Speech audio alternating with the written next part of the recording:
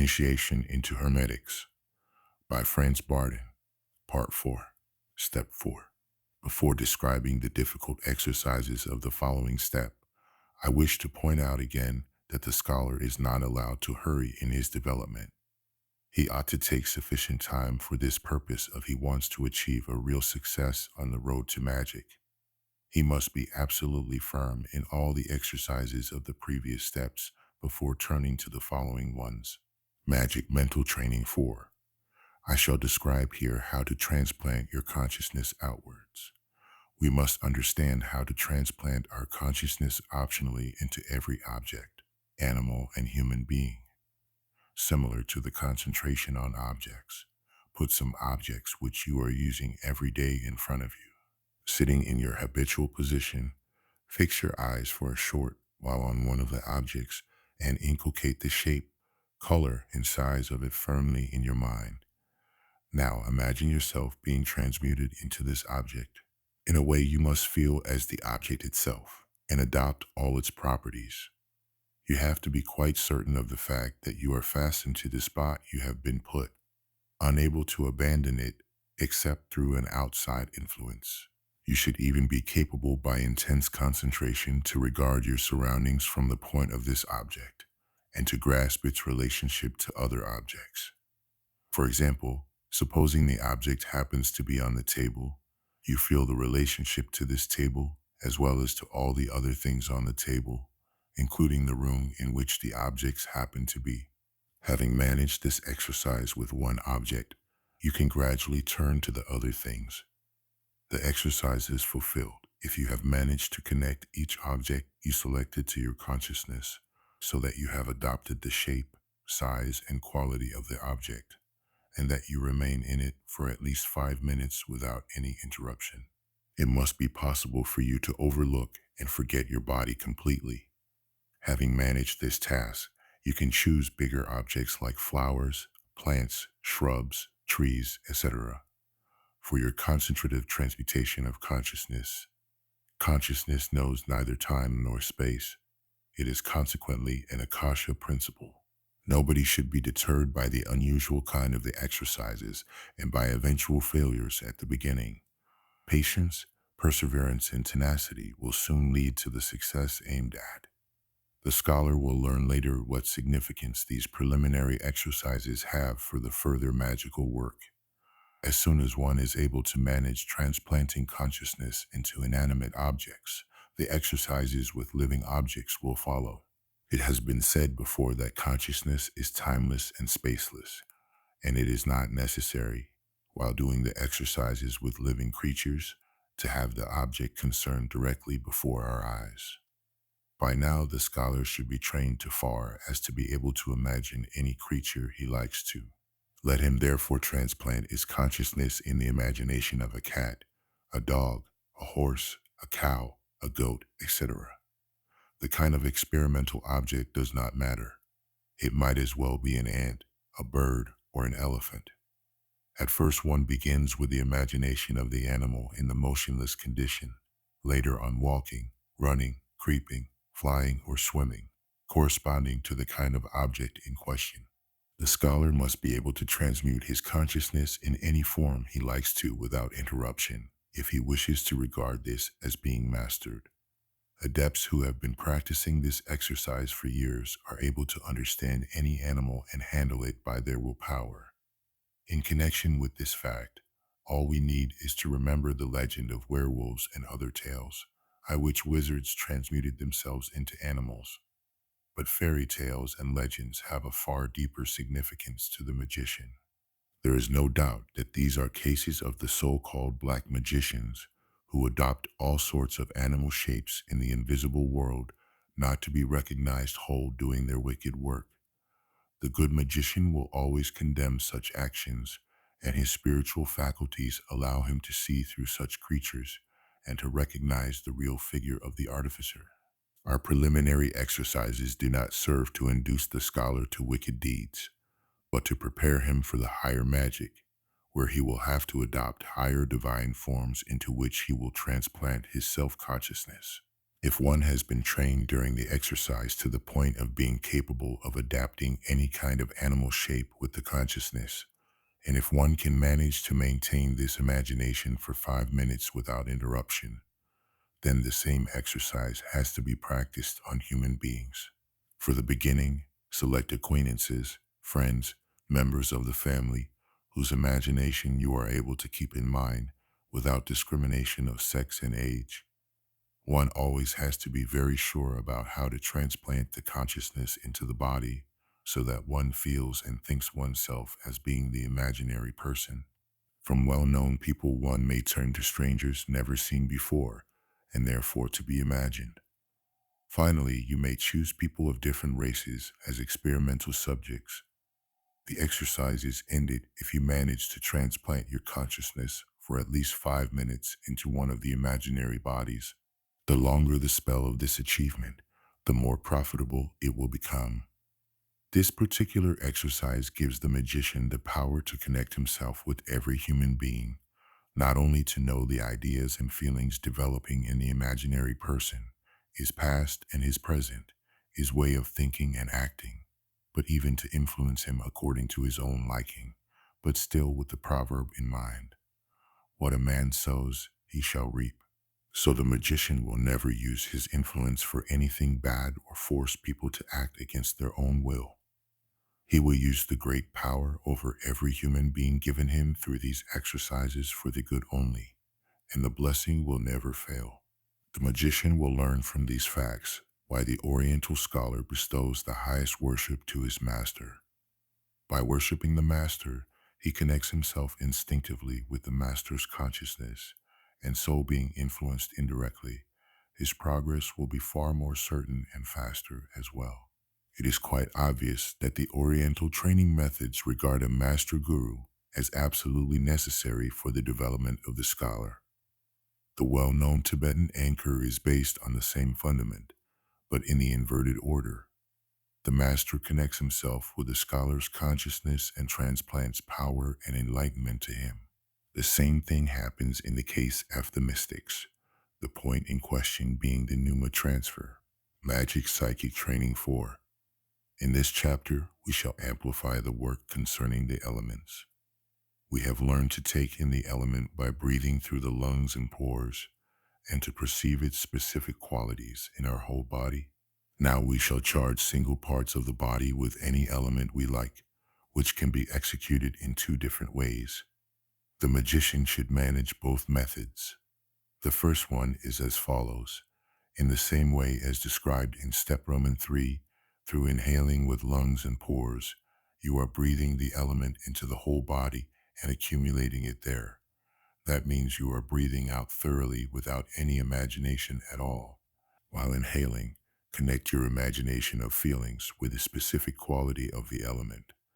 Fire forming the idea of heat, water that of cold, air of lightness, and the earth of gravity. You have to begin with inhaling 7 times. Instead of dissolving the accumulated elements, giving it back to the universe through imagination, lead it to that part of the body you choose by compressing the specific quality of the element and fill the concerned part of the body with it. You should feel the compressed element with its specific quality much stronger in the single part of the body than in the whole body.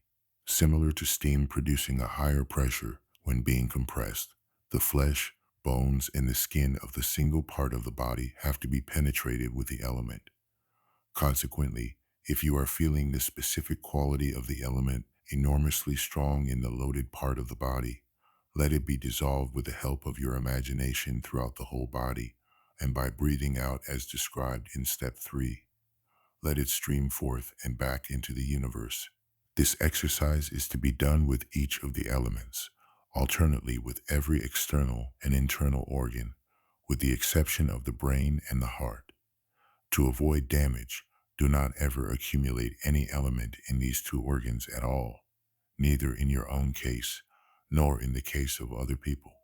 Only a master who is perfectly experienced in managing elements may allow himself a certain accumulation in the heart and brain without ruining himself. He knows his body and has got it well in hand. Every organ, the heart and brain as well, are suited for the supply of elements with their specific qualities, but of course without any accumulation. The beginner should always avoid the accumulation of elements or vital power in the heart or brain, especially if he is not yet able to observe the functions of the different organs with the help of clairvoyance. By performing an accumulation of elements or vital power in the whole body, the brain and the heart are getting used to the general accumulation, because in this case, the tension is not related to one organ only, but is expanding over the whole body. It is very important indeed to manage the accumulation of elements and vital power in the hands and feet very well, because this will be of manifold use in the practical application of magic. The keenest attention should be paid to the fingers. A further possibility of withdrawing an element from an organ of the body is not to lead the accumulated element back into the body and deliver it through pore breathing to the universe, but with the help of imagination to return the whole element through the pores at once from the organ back to the universe. This process is quicker. A magician naturally must be capable of managing both methods and must understand how to handle them quite at will. The second method of element accumulation in any part of the body is to transfer one's own personality with the consciousness into one part of the body and to allow it, similarly to breathing through the pores, to inhale in and to breathe out. The element that is inhaled with every breath stays there while you are breathing out thoroughly. As soon as you are feeling that a sufficient amount of the element has been accumulated in the inhaling part of the body, set it free again while you are breathing out. Give it to the universe from where you have drawn it. The process is quite simple and quick, but it requires a perfect transplantation of the consciousness. On the other hand, the accumulation of vital power in a certain part of the body has to be managed very skillfully indeed. When perfectly acquainted with this practice, you can proceed to a further step. We all know that the human body is divided in four principal regions, corresponding to the elements. For the sake of a better understanding, we shall repeat it. The feet up to the thighs, rump bone including the genitals correspond to the earth. The abdominal region with all the internal organs such as bowels, milt, gall, liver, stomach to the midriff corresponds to the water element.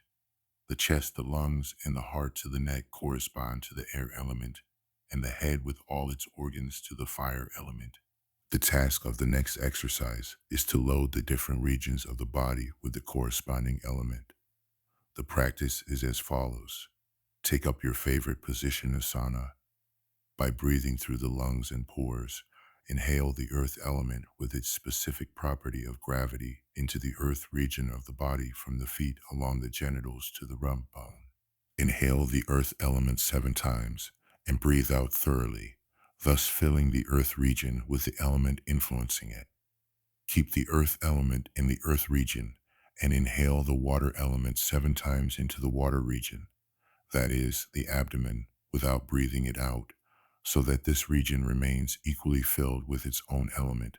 Then turn to the next element and fill the chest with the air element 7 times, leaving this element in its own region without breathing it out. Now it is the turn of the head region, which you fill by inhaling the fire element 7 times. Exhale the empty breath, and the head region will also remain filled with the fire element. All the regions being loaded with the corresponding elements. Remain in this position about 2 to 5 minutes, and then begin with the dissolving of the elements. One begins where one finished, from the head with the fire element by empty inhaling 7 times, and breathing out the fire element 7 times into the universe. The head region being disengaged from the element. The next region we have to look at is that of the air, and after that the region of water, and finally that of the earth, until the whole body is free from the accumulation of the elements. If you achieved a certain skill in this practice, you may extend it by not only filling the different body regions with the elements, but by accumulating the elements in these regions. The process is the same as just described. That is, you begin again with the earth element and finish with the fire element. The procedure of dissolving is equal to the one of the previous experiment. These exercises are of great importance because they establish the harmony between the material as well as the astral body and the universal rule of the elements. If the magician should ever get into disharmonies through any peculiar circumstance, all he has to do is practice these exercises, and he will immediately redress the harmony. He will experience the comforting influence of the entire universal harmony, not only for a few hours, but for days, which is creating and keeping in him the feeling of peace and happiness. The harmony of the elements in the body offers more advantages, of which I shall mention only a few. First of all, the scholar is protected against the pernicious influence of the negative side of the elements. The very moment the scholar has achieved the magical equipoise, he is standing in the center of all events and will be aware of all the laws, all the constitutive moments and processes taking place in the universe in the true perspective. The scholar is spared from many illnesses, producing an effect of balance on his own karma and thus on his fate. He becomes more resistant against any dangerous influence. He is cleaning his mental and astral aura, strengthening his mental and astral matrix. He is reviving his magical faculties, and his intuition will become of universal character. His astral senses will be refined and his intellectual capacities will rise. Magical physical training 4. The exercises of the first step should have become a habit by now. Those of the second step have to be enforced and deepened according to time and opportunity. One ought to have the capacity of sticking firmly to any asceticism one has imposed upon oneself without having to fight temptations or even to succumb to any of them. The exercises of the third step are to be deepened as well. One has to manage the position of the body so far as to endure the asana seat for hours without feeling the slightest disturbance, nervousness, tension, or convulsion. The power of radiation has to be enforced, deepened, and must become more expansive, meaning more dynamic, which has to be accomplished by imagination and deep meditation. The magician has to learn the practical use of the radiant power for any purpose and in any situation. He must reach such a degree of perfection that any desire that he is transplanting into the radiant power is realized instantly. In this manner, he will be able to help suffering people in cases of illness and accidents, and thus bring great blessing to himself. Now we shall go on to a further chapter, also unknowns to date, concerning positions of the body, gestures, and positions of the fingers, generally known as ritual. The fundamental principle of rituals is based on confirming an idea, a train of thoughts by an external mode of expression, or the other way around, producing a train of thoughts by a gesture or an action, which we shall designate evocation in Hermetics. This maxim is standing for the entire magical ritual. It is stated hereby that not only any idea can be expressed by an action, but can also be bound to a certain task. This refers to any creature as well. Anything not receiving and bearing a special name, symbol, or external mark is without significance. All the magical processes and rituals are based on this primordial thesis in every religious system with its special cults since the remotest times. The only difference is that nothing but a very small part has been accessible to the masses, whilst most of it has been kept strictly secret, but reserved only to high priests and adepts. Every ritual answers a certain purpose, regardless whether the point in question be the banning witchcraft of Tibet or the gestures of fingers mudras performed by the Bali priests in their cults in the Orient, or the exorcism ritual of magicians. The synthesis will always remain the same. At a trial, the hand with 3 fingers raised for the oath as confirmation of a truthful statement may also be regarded as a magical gesture. From the Christian point of view, the raised fingers symbolize the Trinity. Each of the numerous lodges and sects has its own rites.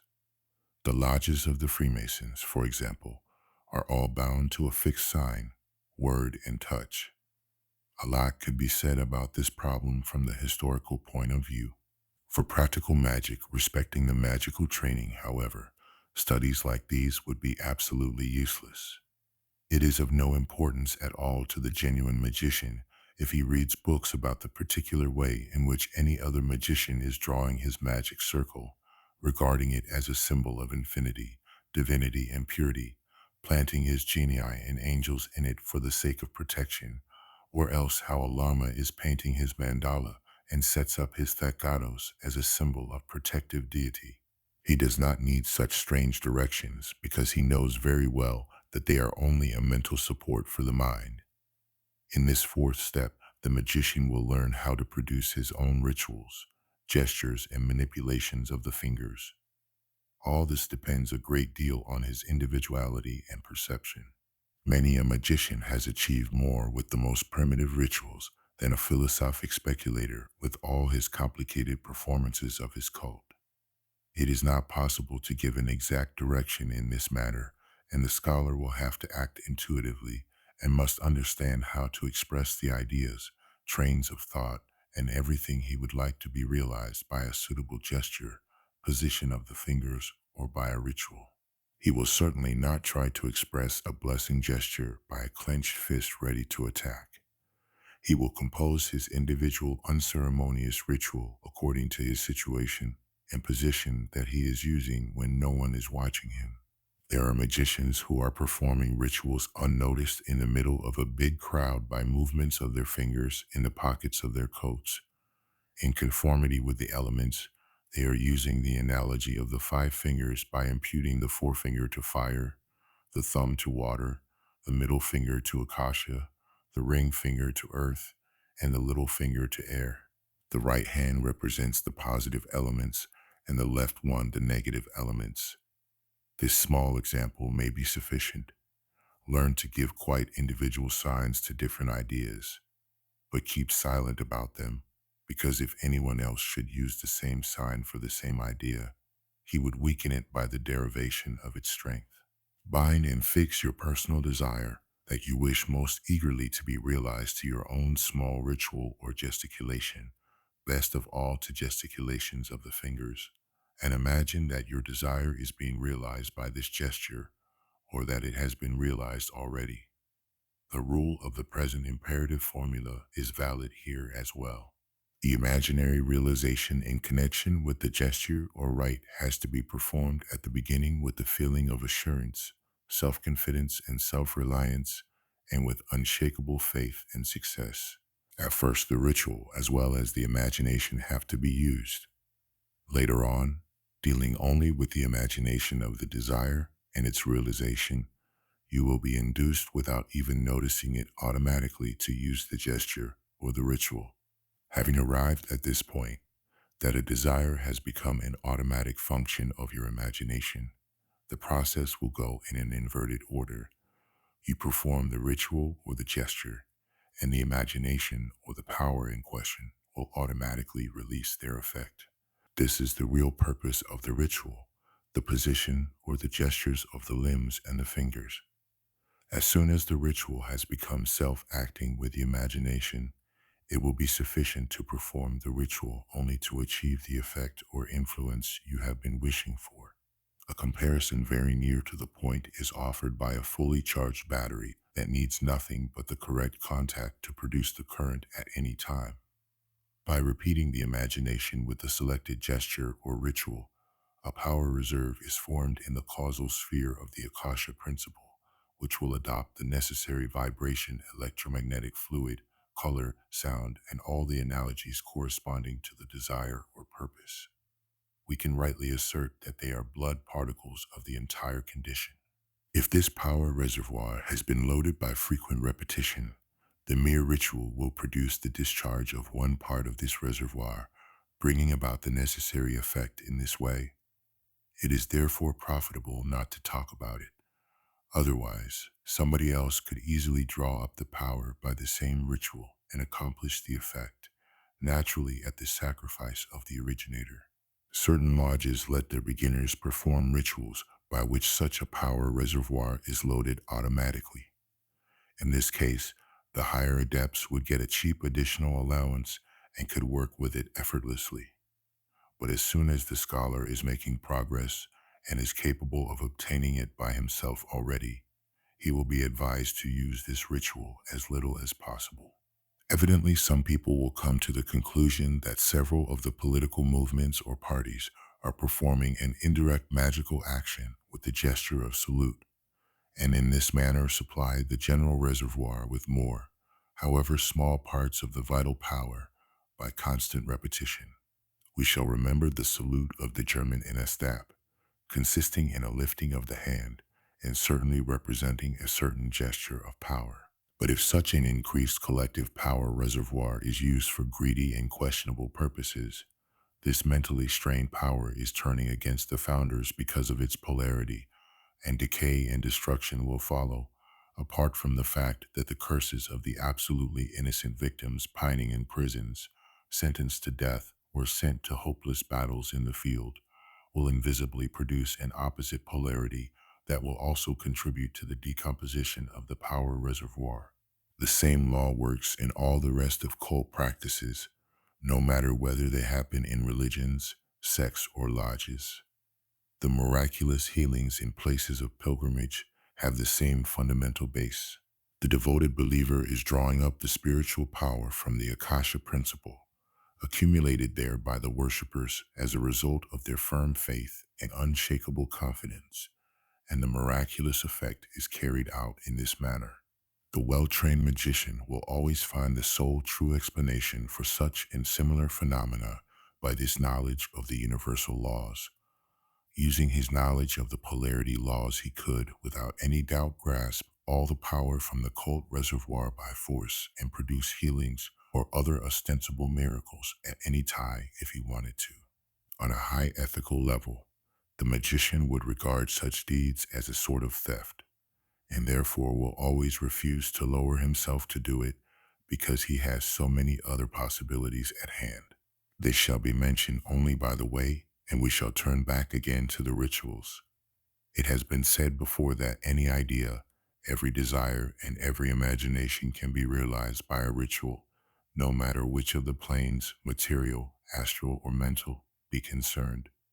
Only the time of realization depends on the mental maturity and the diligence of using the rituals. The magician will choose such best rituals of a universal character that he can use for a lifetime. The fewer desires he has, all the sooner he can book the success. Supposing the rituals he chose do not function effectively enough at first, he should not subjoin with others. In the beginning, he ought to be satisfied with one or at most 3 rituals. Having arrived at this step of development, the magician will understand perfectly to check on the right measure, and he will also know how much he is able to load. Summary of exercises of Step 4. 1. Magic mental training. 1. Transplantation of consciousness. A. Into objects. B. Into animals. C. Into human beings. 2. Magic psychic training. 1. Accumulation of elements. A. In the whole body. B. In single parts of the body with the help of 2 methods. 2. Production of element harmony in the appropriate regions of the body. A. Fire, head. B. Air, chest. C. Water, abdomen. D. Earth, rump bone, genitals, feet. 3. Magic physical training. 1. Rituals and their practical applicability. A. Gesticulations, gestures. B. Bearings. C. Postures of the fingers, mudras. End of Step 4. Stay tuned for Part 4 of Initiation into Hermetics, which will cover Step 4. Peace, blessings, and much love to you all. On Earth, there was once a people who held the knowledge of the universe across space and time. They were the Israelites. Over time, their wisdom was scattered among all nations, with each taking a piece. In the end, this left them destitute. Now, listen to this profound wisdom, passed down through great works, presented in your voice, from your own perspective. from the perspective of the Israelites themselves. For early access to chapters and full audiobooks, consider becoming a member. For just $10 per month, you can unlock exclusive access to this priceless wisdom, once stolen from our ancestors. Hear their voices through your own as you join us on this journey of discovery and reclamation.